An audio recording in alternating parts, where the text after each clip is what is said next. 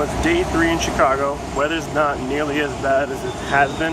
It's not terrible at all today. We're walking to the train station to get a 3-day pass for bus and trains because after yesterday I had a pretty annoying blister on my foot, which is still there.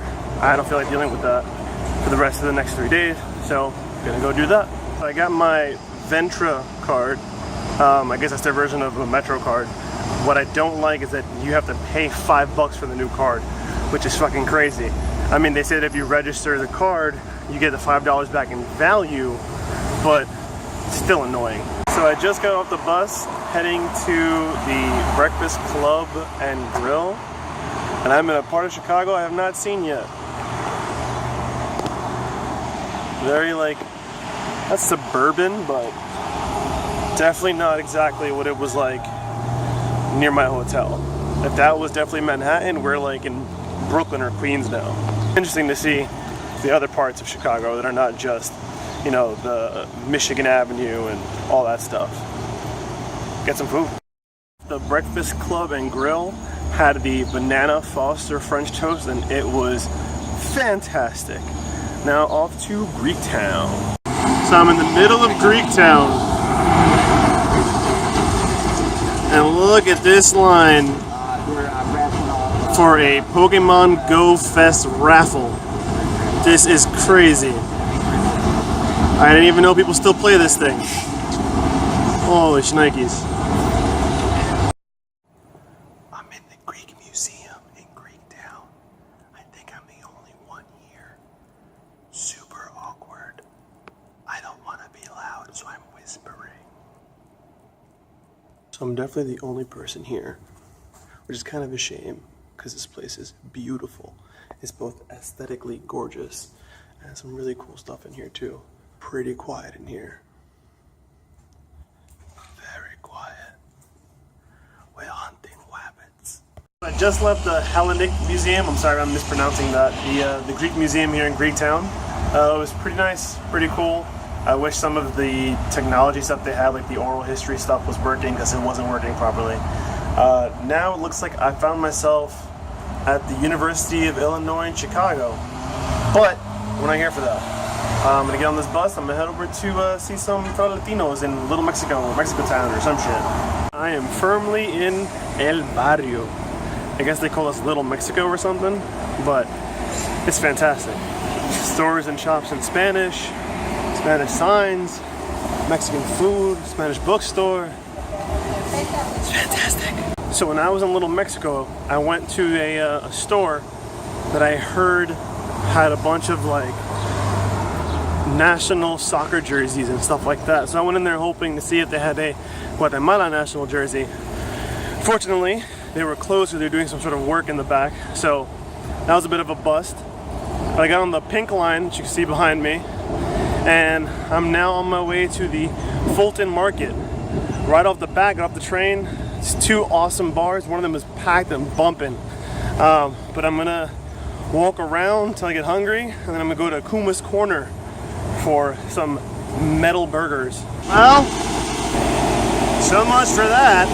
The good news is, at least Kuma's Corner is still open.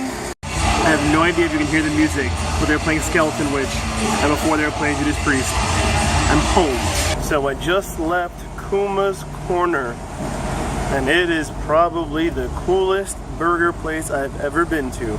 If you're a metalhead, you will love it. As soon as you walk in, you got metal playing, you have music videos playing of the songs, there are posters of Judas Priest and whatnot. Every burger is named after a band. They have a special burger named after the Chicago Open Air Festival that just took place a couple days ago. It was awesome. Absolutely fantastic. Listening to Skeleton Witch, Judas Priest, Baroness, just kicks all of the ass. The word of advice, if you're going to have the Slayer burger, make sure that you know what's in the Slayer burger, so you're not eating jalapenos when you don't like spicy food and you can barely handle spicy food. Oh man, it hurt. It hurt so bad. So much pain. Back to the room to take a nap before I go out tonight.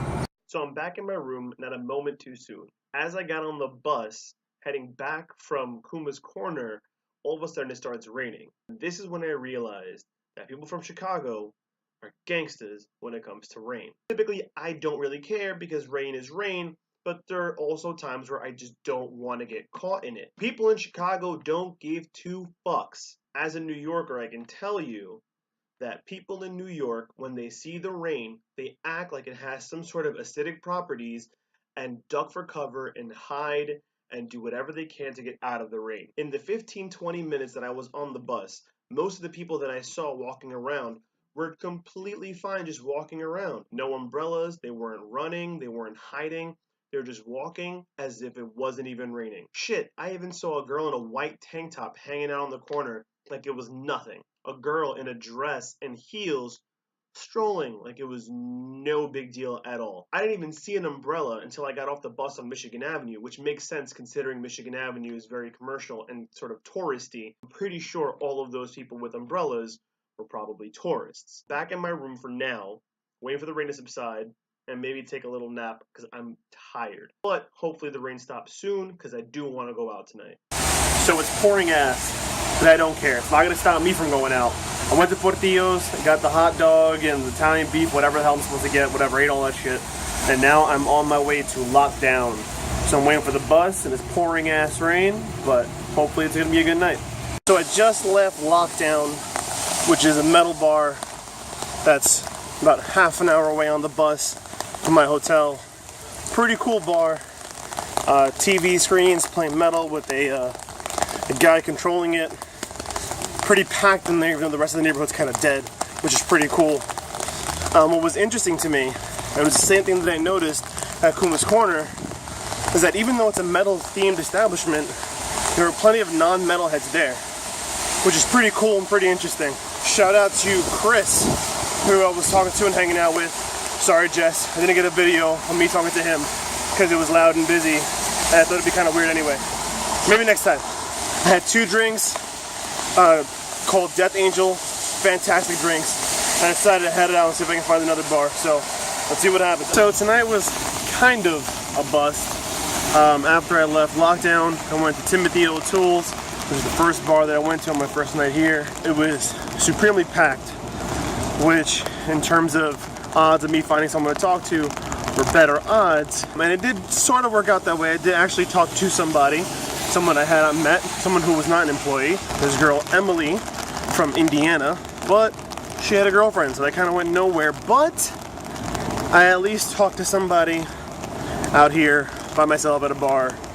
So there's that, I guess. But it's 1 a.m., so I'm gonna get back to my room so I can edit this video and have this up by tonight. Well, after a long night, I am back in my room.